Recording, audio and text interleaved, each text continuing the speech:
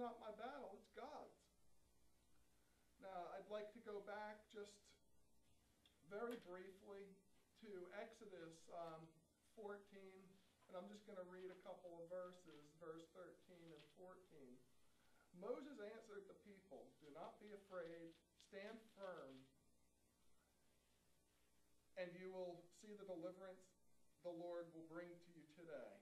The Egyptians you see today, you will never see again. The Lord will fight for you. You need only to be still." So that sums it up right there. It's not your fight. It's not the Israelites' fight. It's God's fight. And what Moses is saying is God will fight for you. And if we move up ahead to Deuteronomy chapter 20, if I were to read just a couple of first 4 verses of chapter 20, when you go to war against your enemies and see horses and chariots and an army greater than yours, do not be afraid of them, because the Lord your God, who brought you up out of Egypt, will be with you.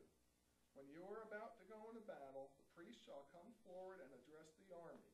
He shall say, "Hear, O Israel, today you are going into battle against your enemies. Do not be faint-hearted or afraid. Do not be terrified or give way to panic before them. For the Lord your God is the one who goes with you to fight for you against your enemies to give you victory." Now let's go back to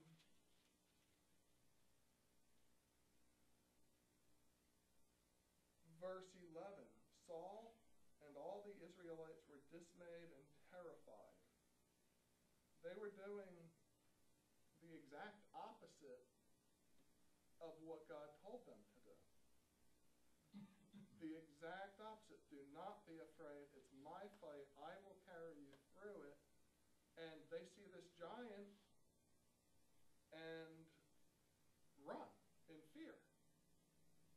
David, the young boy, he's described only as handsome and ruddy in the Bible, and young.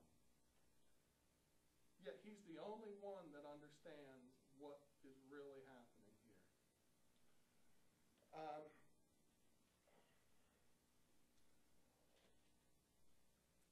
From a human standpoint, the Israelites were in an impossible situation. There was no way, through their own efforts, that they could defeat this giant. Today, how often do we find ourselves in impossible situations? Are there things in our life that we try to overcome, giants in our lives that we try to overcome and just can't? Is it possible that we're just like our Israelite brothers and sometimes we forget the promises of our Creator? Many times as we go through life, there's many, many situations that seem to overwhelm us.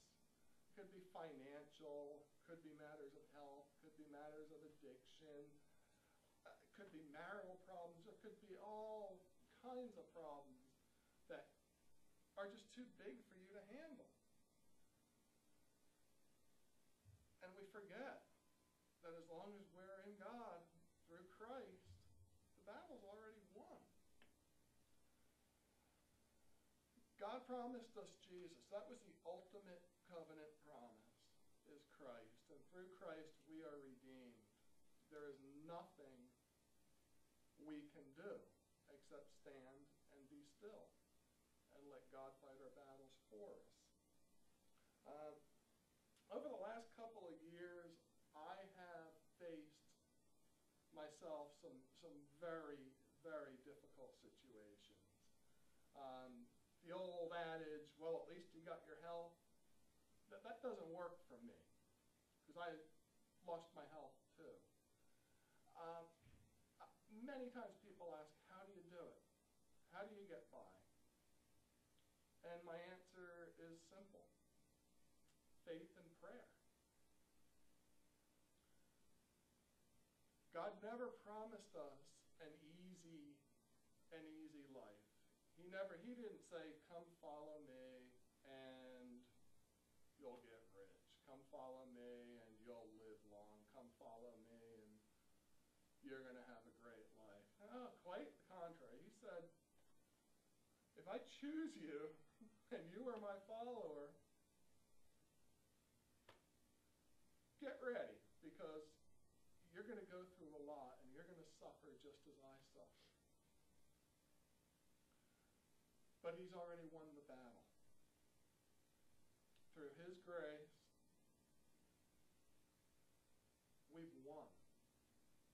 We may go through earthly, physical problems. We may go through money problems. But in the long run, when all's said and done, Christ came and died for us so that we could have salvation. We're here only temporarily. Through Christ, we have eternity.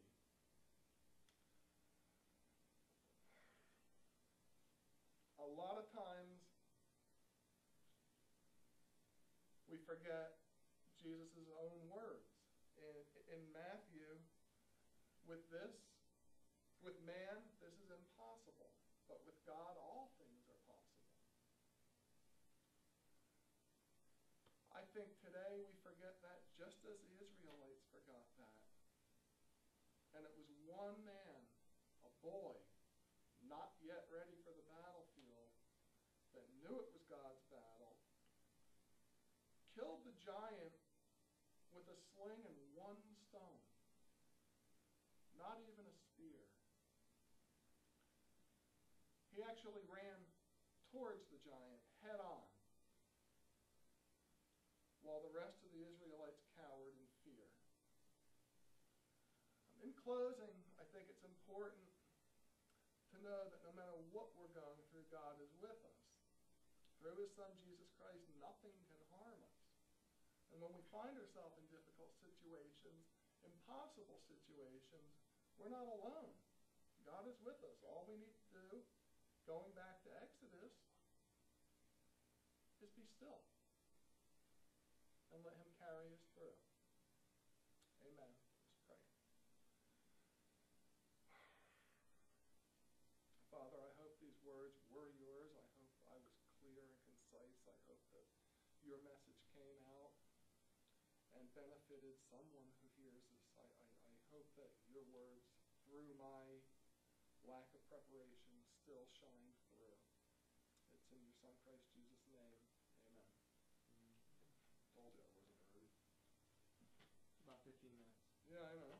Because we're supposed to keep it 15 minutes to 20 minutes.